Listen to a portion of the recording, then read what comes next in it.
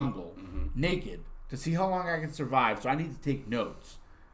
And I'm going to have a great time, and I'm going to fucking get all sorts of recognition. You're going to fucking die of malaria in 48 hours. You know what I'd like to see? What? I'd like to see somebody that can do all those skills naturally, like somebody from the Serengeti or someplace.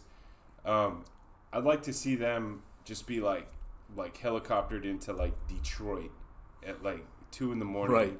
And right, with a shirt that says something not so nice. Well, what it'll say is Buffalo Bills world champions 5 years in a row, because all the shirts they make for the guy from Silence of the Lambs. No, because they make like the winners shirts for both teams. Oh, the Bills! Boy, I love losing Super Bowls. Yeah. Yeah. And then when they lose, they ship them to places that can use shirts, but I've heard that. Don't watch American football. Right. So some guy in Africa, this is someone else's joke, but they're probably like, "Oh my God, the Bills are the greatest team of all time. They won 5 years in a row." Right. So some dude wearing like a Bills 1991 Super Bowl championship shirt, it just dropped right in the middle of fucking RoboCop Detroit, and he's got to figure out how to survive. Right. What do you think of this story? This is actually a funny Bills story. So, but the Bills beat the Patriots in the playoffs this year pretty badly, and Sure I'm not a huge football fan. But, you know, when you're born in the town where the Patriots play their home games, The greatest dynasty in the history of... my family, I grew up watching them, you know? And these Bills fans that I know, because I went to school in Syracuse, there's a ton of Bills fans up there, because it's an hour from Buffalo. 100%, dude, yeah. So, a bunch of my buddies from And very school, proudly not from New York City. Yeah. It's like, yeah, that's another thing. It's like, dude, you guys are from the worst New York. Like, Buffalo is the worst fucking place to go in New York ever. It's like, all there are old laundromats, fucking restaurants that all their whole intention of fucking being there is to make you fatter. Although like these restaurants, the every Buffaloes restaurant have there wings is like there. a state fair. The Buffaloes have wings The there. menu. And they figured that out. That's what it is. You walk into a restaurant in Buffalo, it's Fair like, oh, food. I can get a Cobb salad, but it also comes with a pound of fried butter on it, so that sounds good. That does sound Then I'm going to go next door to this laundromat when it's negative 40 degrees out. Yeah. Because I can't afford to live in a house that has good plumbing, so my pipes are frozen. Yeah, the food is very much meant to keep you like And alive during winter. all the hope we have Yeah. comes in the form of a football team Sure. that annually just fucking crushes us and fucking makes us want to kill ourselves. Yeah. So all my friends up there from the Syracuse, Buffalo area and ever, they text me, oh, how'd the Pats look? And I'm like, let me ask you this. Enjoy it right now. Yeah. How's it going to feel to lose again in heartbreaking fashion in the playoffs when you're that close? Yeah. This is our year. No, it's not. Not yet. So fast forward to the next week. Bills get beat again. Yeah. Great game. Horrible, heartbreaking fashion. They should have won. So after the game ended, I waited like 4 or 5 hours. How come you guys aren't texting me anymore? Yeah. Oh, did you guys finally kill yourselves? Radio silence. Bills fans? Yeah. Aw. Fuck you, man. I'm just like, this is so great. Yeah. This is why I let it go on all season long, for this moment. Yeah. You know? Well, yeah, because you're like, I can't say much. We're not. Great. But, like, what would you rather have? Oh, we beat you this year in the playoffs. We're the Bills. Tom Brady's finally gone. But we're going to fucking lose the next game like you always do. You never win the last one. Yeah. I just watched my fucking quarterback win 6 fucking Super Bowls and then another one with another team that year he left. Yeah. It's awesome not being a Bills fan. It's so fucking awesome. Having to sit in that frozen fucking nasty city with those disgusting people in that disgusting stadium when it's so fucking cold. And you just find new creative ways to win fucking and lose at the same time every fucking year. Yeah. You work so hard, play so great, use all your energy, and have nothing left for the next game, which is the only one that matters, and you fucking lose. To Joe Cool and the Talk Bengals. all the shit you guys want. Yep. Let it happen. Give it to me, baby. Give me all that shit.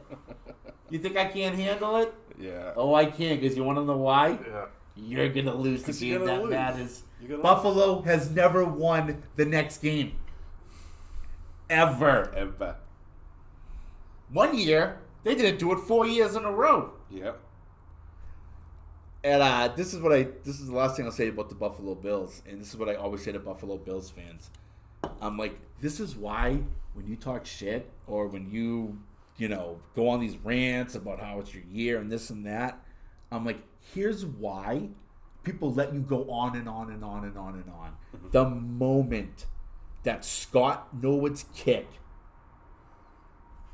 what was that, 18-yard field goal? Chip shot. Fucking, how do you waffle that fucking kick?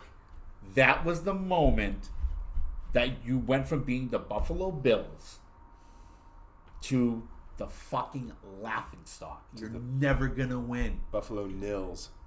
Devastated against the Giants. Scott Norwood missed the kick.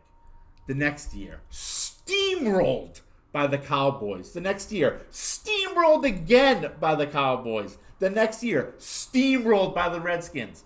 Ever since then, they never beat Tom Brady in Foxborough.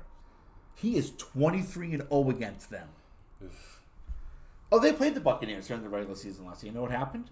They got their asses kicked.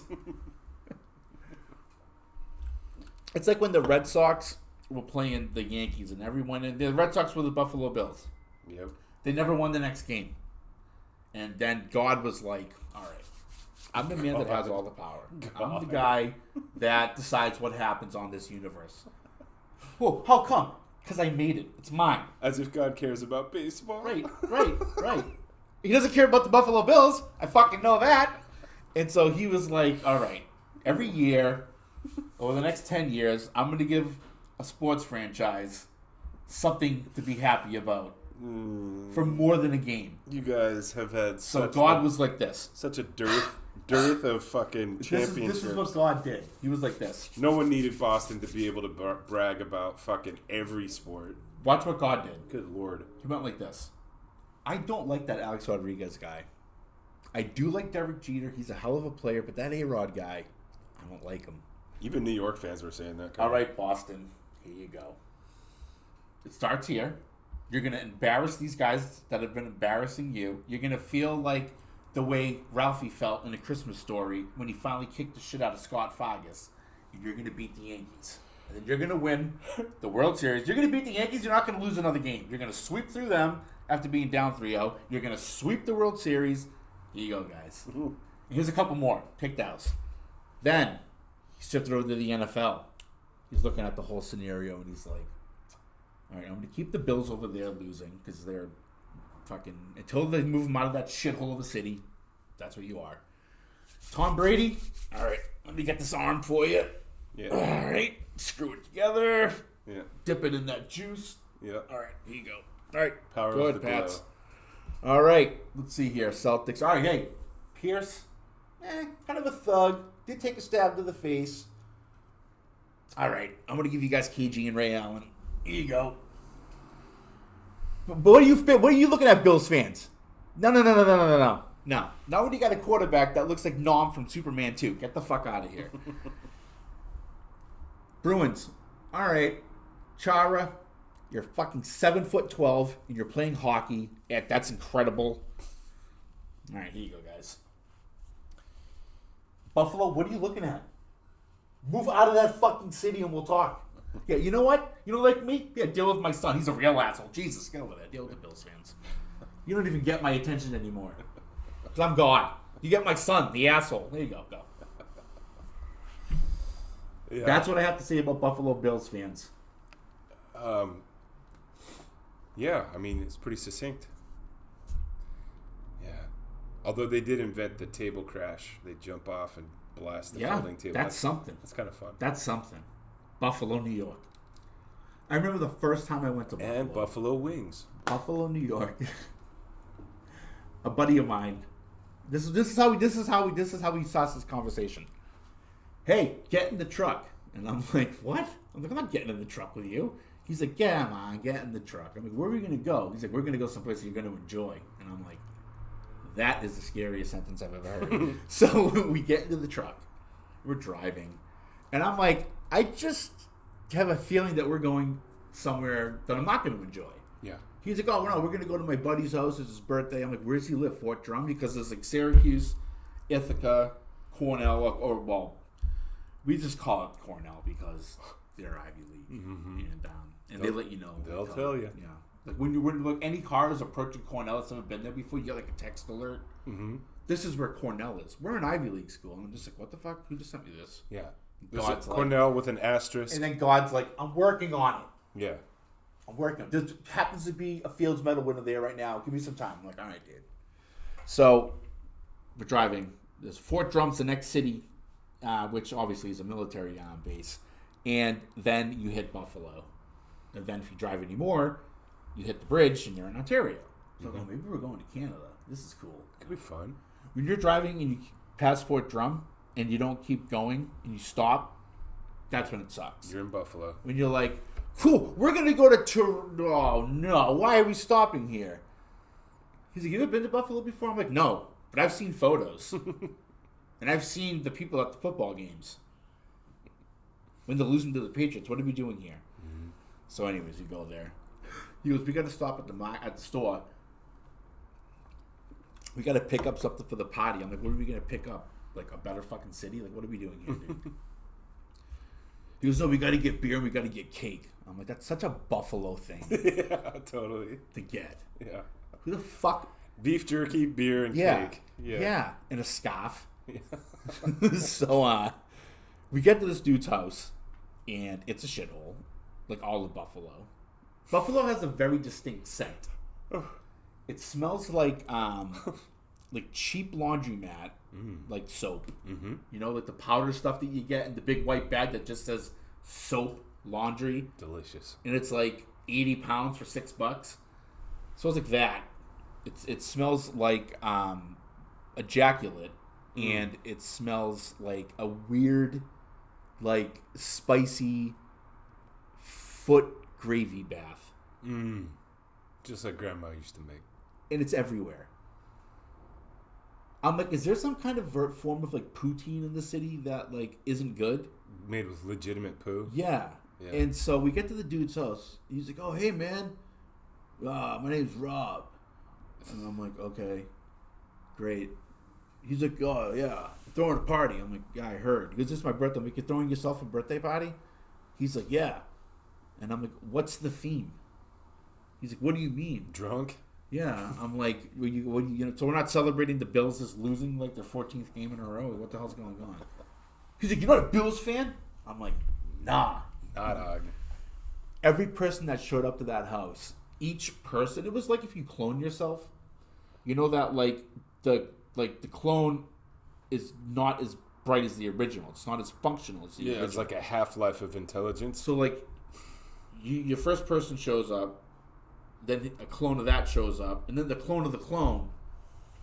By the end and of the last guy's just walking into the window, just like can't find the door. By like the first hour there, I felt like I was sitting in a room full of people that have never seen anything else in their life happen except NASCAR racing and Bills losing. That didn't. So it's kind of an era of optimism sort of permeated the room, is what you're saying. Yeah, and you know what else? Well founded. You know what else? No. They didn't know how to answer phones. Like, what, did they just throw a beer at it? I was until outside. It stopped ringing. I was outside. This is how bad this place was. How just fucking awful it was. It was probably a good 45 below zero with the wind chill this day. Fuck that. Yeah, in November. Ugh. And so I'm outside by myself. You'd rather be out there Yeah. by yourself. Yep. Yep. Freezing. Yep.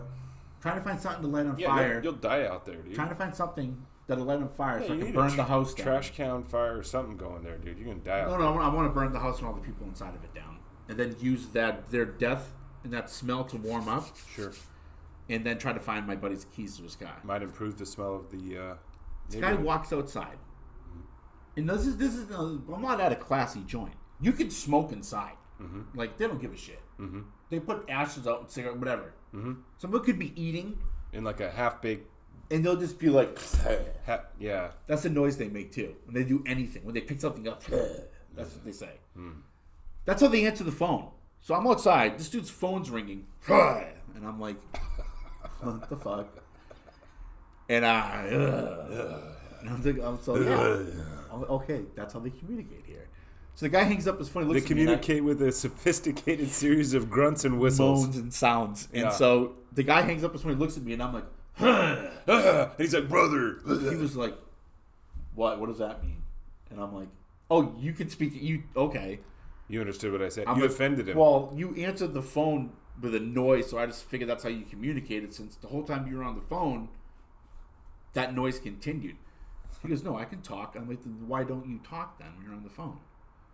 He was like, how do you answer the phone? I'm like, I say hello. He's like, what if you don't know who it is? I'm like, what do you have, a house phone? Like, why? I have caller ID. Was he out there with a cordless? Right. And he's like, what if you don't recognize the number? I'm like, then I don't answer it. Or I say hello. I'm like, let's try this. What's your phone number? I'm like, all right, what is that, an 8? I'm like, why don't you take down mine? Yeah. So he puts it in his phone. Mashes it into his phone. I'm like, now call me. Yeah. So I have your number. Then I'm gonna hang up and I'm gonna call you. I'm gonna teach you how to answer the phone. We're gonna role play in negative 45-degree wind chill. He's in a t-shirt too, by the way. That a guy. And his name was TJ, but it wasn't an initial. It was like TEEJA. No Y, Dan. TJ, because he's like, you put my name in. Ugh. And I'm like, all right. So I go, get your phone out. Yes, that was him flipping it open because it's a flip phone. And I was like, I might go back to a flip phone. I might get a beeper. I'm not joking. So I call him. Mm-hmm. He goes, well, yeah, that's me calling you. My thing goes, Now, when you answer it, hold it up to your head like you normally do, but instead of going, ugh, not your butt. say your hello. Mm-hmm. Still not getting it, are you? I'm not lying. Right hand to God, listeners, on my father's fucking grave. This is a true story, and literally took me 15 minutes outside with this guy until he finally was like, hey, it's TJ. I'm like, I know, I'm calling you though to say hello. I'm not kidding. And in this time I spent with him, somewhere in this like in this interaction with this gentleman, with this young guy, I started to feel sorry for him. And it went from me making fun of him because it was fun to me actually like wanting this dude to be my friend because I felt so badly for him. So you're making fun of, you're having fun with a mentally handicapped. He's not mentally handicapped. He's from Buffalo. Well, which in some ways is worse, but I felt like it was like I mean before I got sober, this is like my first time like before sobriety that I had compassion for another human being, and I so I told him like, hey man, let's go get a drink, and I hung out with the dude all night. Yeah, and he was a really really nice guy, and afterwards I'm like, and this is where like it was awesome. I'm like, hey man, you got my number, I know that. I'm like, anytime you want to come down to Syracuse, go to a basketball game, man. I'm like, I know you don't drive. I can come get you or whatever. And that dude was a friend of mine the whole time I was up in Syracuse. And he's a really sweet guy. And I still tell him like this, even when I talk to him now. Like, I don't talk to him much, but every once in a while I'll hit him up.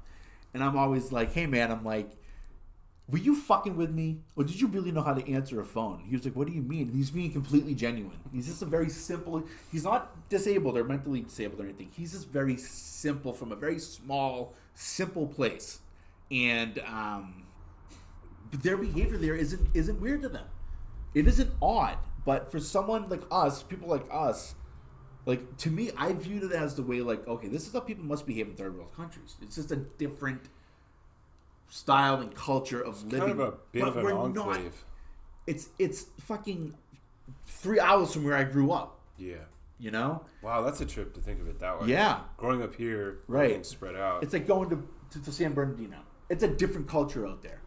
it's not as extreme as that. Yeah. But But anyways, yeah, his name is Paul, and he's just a really good guy, and I remember the moment I noticed it too.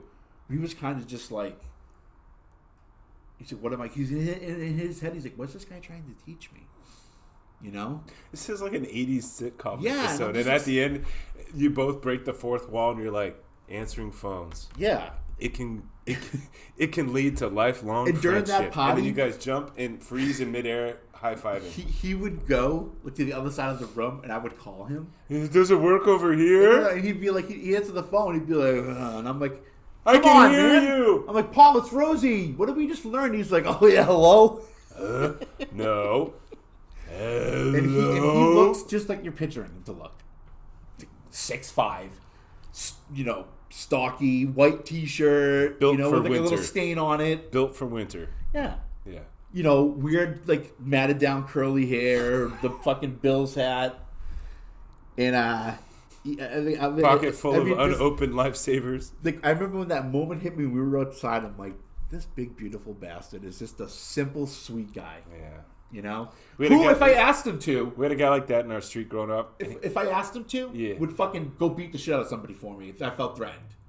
Don't hurt, because when you make a connection with someone up there, they're your friend, and they will. Their loyalty up there is, bro, astonishing. Let me tell you something. Any place that it gets negative 45 with the wind chill, there is this ever looming cloud going like, we might all die this winter. Yeah, we have modern technology and heaters and this kind of thing, but you might also die. It's there. It's in the air. There's no way you can design heaters without the help of NASA. Yeah. That can help against that cold. Right. So then there's you all kind of, it's just a little more legit, let's call it. And growing up in that environment and being around those people, and I've been rough on. I've been hard on those people.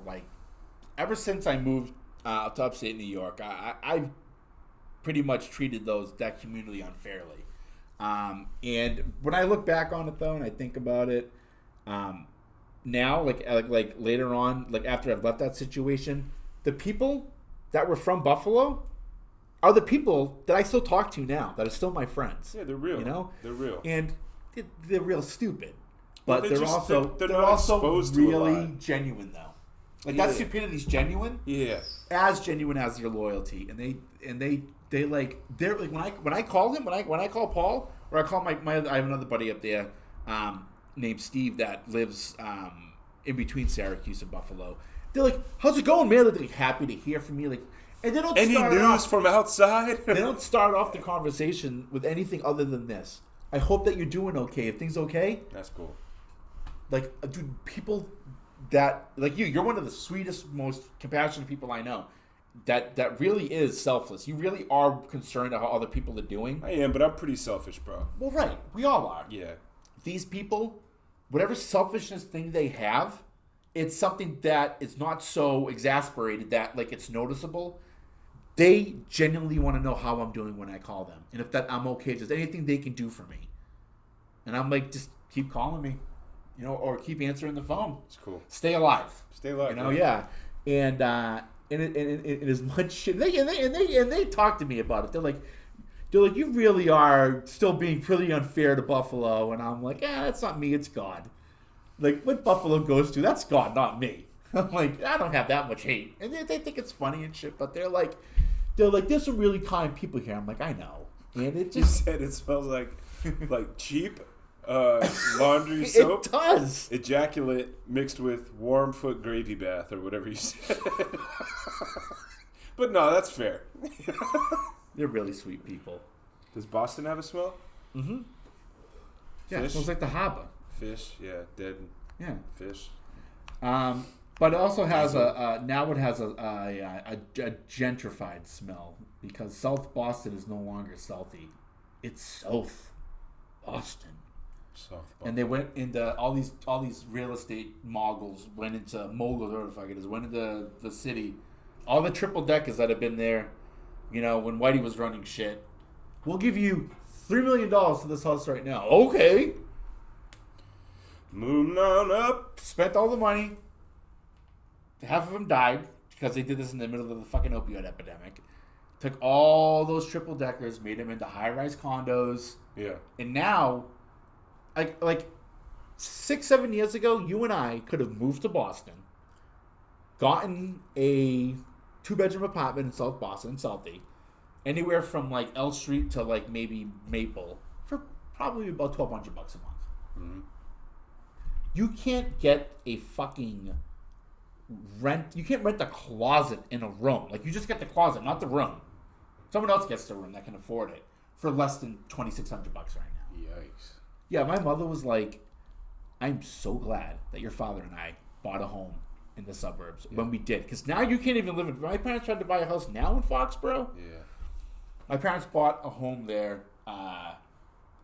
like, right before. And I say this, like, not because I don't know anything else other than sports, because this is an accurate fucking description. My parents bought the house right before Brady showed up. Do you have any idea how much real estate went up when the Pats started winning the Super Bowl every year? I can imagine, yeah. Yeah, my parents bought their house for 1.5. You know what it would cost now? No, dude. Easily 4. Oh, dude, yeah. Easily. Dude, that's more than 20 years ago now. Yeah, that's or it's 20 years ago. Yeah. And it's unbelievable because the first time I came home, before South Boston got its fucking choreographed for the straight guy makeover, I was like driving. I rented a car at the airport. I was driving and I'm like, where is this? No, I honestly Where am I? thought I was lost. Yeah. I called my mom. I'm like, Mom, I got off at the Tobin Bridge. Like, she goes, oh, right, Southie. And I'm like, yeah, where is it? She's like, no, you're in it. And I'm like, are you shitting me? People are waving to each other. Yeah. Hi. There is Avocados are on sale. There is this one Irish pub that survived the gentrification. It's now run by a conglomerate. No. It's still run by the same family. If you walked into that bar 6 years ago and someone said to you, yeah, we got our regular beers on tap, we got our pub menu, and now we're serving gluten-free beer and wine. I'm like, what did you just say? Did you say cider or gluten-free beer? And they're like, gluten-free beer. They had to adjust. They're still the same pub, still the same. Oh, they're going to sell whatever people are buying, bro. But here's the thing. Yeah. They're so resistant about it, and they're such dicks about it. Bro, if people come in, normal people, let me get a pint and a burger. Yeah. Oh, business as usual. People go, we have a gluten allergy. Yeah, well, we got some fucking wine for you. You want it? Yeah. And they're seriously like, we'll take your money, but we're also going to be assholes to you because be a dick about it. You're making us fucking do this, and we don't want to. Yeah. So we don't want to be nice to you, and we don't have to. So if you don't like it, get the fuck out. Dude, if your regulars want, like, I don't know, whatever they drink there, Bud Light, whatever it is, Sam Adams, I don't know. But then people start coming in asking for, like, delirium tremens or Le Chouffe or some sort of Belgian 400-year-old triple ale, and they're going to charge 6 times as much for it. They'll be like, you know what, we're going to fucking stock it because we just sold 30 beers in one beer. That's what's beautiful about this pub. And it's called O'Haney's, and here's what's great about it. So once the city got gentrified, that area, and different clientele started coming in, they're like, okay, here's the deal. We're going to survive without you. We survived before this. We'll survive after this because we're literally one of the top 3 Irish bars in all of Boston. And that's saying a lot. Yeah, that's saying something. So these people would come in, and the owner was like, all right, here's what it is. This is what we've been doing for 20 years. This is what we've been serving for 20 years. This is what we have for you people. This is a bottle of fucking Chardonnay, and this is a gluten-free beer, which tastes like feet. That's it. There's like, and here's the menu we have for you. It's a bowl of fucking lettuce. You can put a piece of meat on if you want. Yeah. And here's a gluten-free item that's called pizza that we buy frozen and stick in the oven and give it to you. But we're not even going to cut it.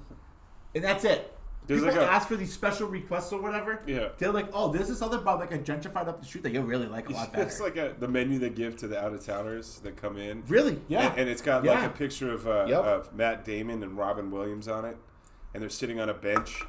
Yep. And they're like, here, I'm sure you're here because you saw this movie. This bar? Yeah. This is Robin Williams. We're established. Yeah. Now, you're Matt Damon. You got a choice to make. Yeah. Are you going to come in here and be scared and be a pussy? Or are you just going to be like, I need to man the fuck up. Eat this fucking burger with gluten. The celiac isn't fucking going to hurt you because it's not fucking real. What would be awesome is if the barkeep's like, hi, I have a gluten allergy. And then he takes a step closer and he goes, it's not your fault. It's not your fault. It's not this shit. No, I have a gluten. No, you don't. It's not your fault.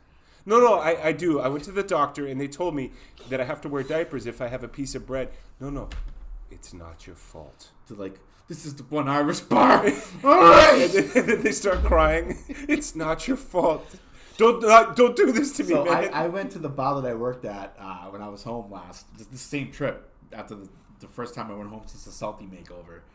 And the bar that I worked at was in Somerville. So I go home, do all that shit. Next day I go, I'm going to go see Greg, who's my old boss, the guy that was like, fucking fire him. That dude, the best guy ever.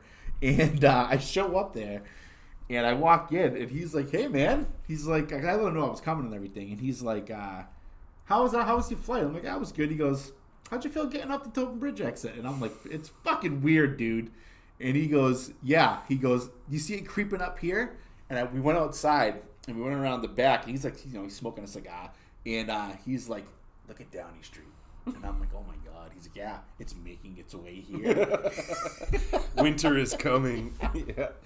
I'm like, what are you going to do? He's like, tell him to suck my dick. He's like, I got plenty of money. Yeah. It's like the only way that I let this place go is if I'm like, give me $10 fucking million. He's like, I know this dude, he made his money in real estate. Like, he made his first $1 million when he was like 24. Mm-hmm. Very, very business savvy. Very intelligent guy. And he's like, I don't fucking need the money. Mm-hmm. Like, I got enough money. Mm-hmm. I love this bar. I want this bar. And he's like, I'm not going to do it. I'm like, what if I offered you $50,000 right now? He goes, I'd probably take it. I'm tired. For you, 50, so yeah. I check in with him once in a while, and yeah, he's like, every business around me, not me. he's like, oh, dude, the new fucking congresswoman over here in this district, she fucking hates me. I'm like, I bet she does. I'm like, the last one hated you too, and she came to the bar. Yeah, she was a regular. Yeah. So yeah, Boston is not what it used to be, but you know what? What is? At least we're not Buffalo. All right, I got a cruise, buddy. You never let me do my sign off, and it's affecting Australia. They're telling me, like, what's wrong with Longhorns? What's his problem? They don't care about us. Oh, they don't? No. Dude, I swear to God, if that comment loses us to our Australian fan base, I will kill you with something from Australia. Oh, they like an Asian on the Gold Coast. I'll fly it here. They clip the kangaroo balls, and then they tan them. And make earrings? It could be almost like a shillelagh. Like a shillelagh. A shillelagh. Remember that stick I had? You tie some tanned kangaroo nuts to a stick. That could be a pretty serious weapon. What about my stick? Remember my stick? I do remember. How could I forget? Yeah. If you want to make a podcast, you don't know what you're doing, then don't. Hey, you know what they should call South Boston now that it's no longer Southie? They should call it Boston Down Under. Yeah, they should. They should call it Boston Can't Afford to Live Here.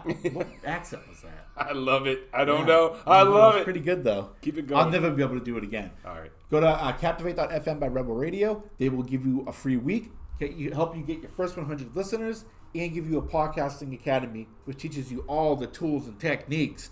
If you want to visit our website, zombieeaterspodcast.org. If you want to listen to a podcast, Apple, Google, Spotify, and Breaker.